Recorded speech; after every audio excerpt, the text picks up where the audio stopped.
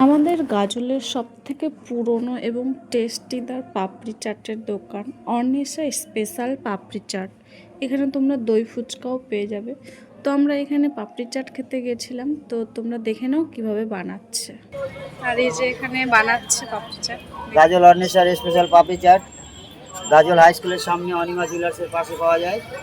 পার plate 40 টাকা, দই ফুচকা 40 টাকা। আর এখন আমি পাপড়ি চাট তৈরি করতে যাচ্ছি, দেখুন আপনারা কীভাবে তৈরি করে।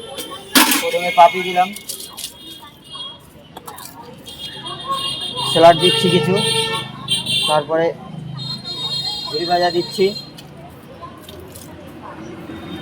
এবার আমাদের স্পেশাল ঘুগনি আছে, ঘুগনি দিচ্ছি একটু করে।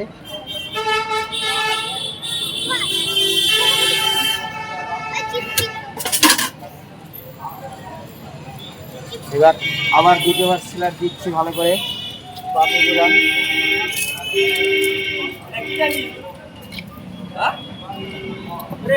বলো, বলছো এক বেড়া দিয়ে দিলাম, পাপড়ি চাট কত টাকা করে? দই দিলাম, চাটনি পাপড়ি দিলাম, চাট কত টাকা করে? এই যে স্পেশাল হাতের মশলাটাও দিয়ে দিলাম। এবার 1 প্লেট পাপড়ি চাট তৈরি হয়ে গেল। হ্যাঁ না, হ্যাঁ দেখো।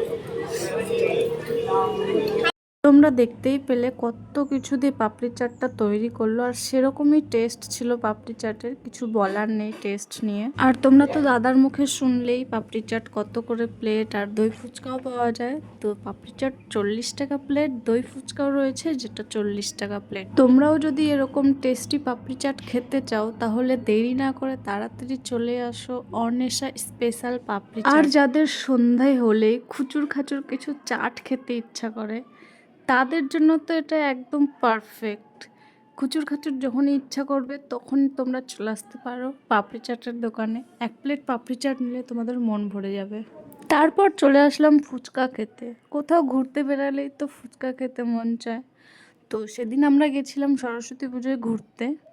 আর ভিডিওটা আমি এত লেট করে আপলোড করছি, আমি যে এত আলসে মানে কুড়ে এত, সরস্বতী পূজা কবে পার হয়ে গেছে আর আজকে ভিডিওটা তোমাদের সঙ্গে আমি শেয়ার করছি। সরস্বতী পূজায় তোমরা কে কোথায় ঘুরতে গিয়েছিলে এবং কার সাথে ঘুরতে গিয়েছিলে সেটা অবশ্যই কমেন্ট করে জানাবে। আর কে কে তার প্রিয় মানুষের সঙ্গে ঘুরতে গিয়েছিলে সেটা অবশ্যই কমেন্টে জানাবে। আমি তো সরস্বতী পুজোর দিন দুবার ঘুরতে গিয়েছিলাম, একটা হচ্ছে বিকেলে আর একটা হচ্ছে সন্ধেবেলা।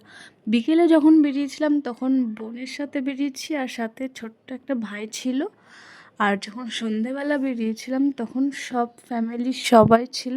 সন্ধেবেলা যখন ঘুরতে গিয়েছিলাম ফ্যামিলির সাথে, তো সেই ভিডিওটা এখনও শেয়ার করিনি তোমাদের সাথে, তো এর পরের ভিডিওতে সেটা শেয়ার করব।